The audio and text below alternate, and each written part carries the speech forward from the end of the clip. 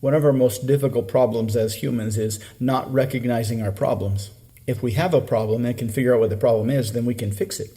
This isn't really a good feeling, but when you can figure out what's causing issues, you can fix it and put it behind you. If your car is broken and you're not sure why, half of the issue is finding out what the issue is. Once you or the mechanic finds the issue, then they can fix it. But when talking about humans, it's much more difficult. Even biological, medical issues can be difficult to detect. Psychological problems much, much worse. It's common in psychology to have something called a presenting problem. This is the problem that the patient thinks is the issue, but the real issue is usually much deeper. Kind of like when couples argue over trivial things. The real issue is usually much deeper. When we're having problems ourselves, it's nearly impossible to figure out what the problem is on our own from inside of our own brain. One aspect of this is that we only see symptoms of the deeper issue.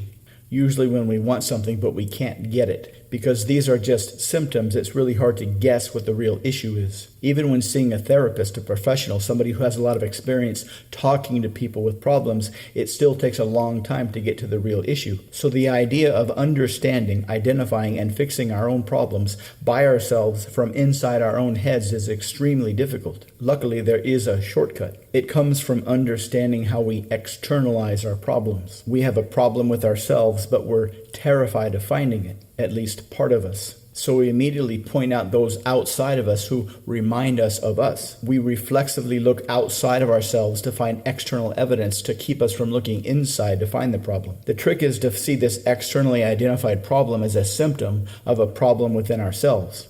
We don't need to address the problem, just accept it. Accepting it by recognizing the reason that some people outside of us rub us the wrong way is because they, on some level, remind us of us.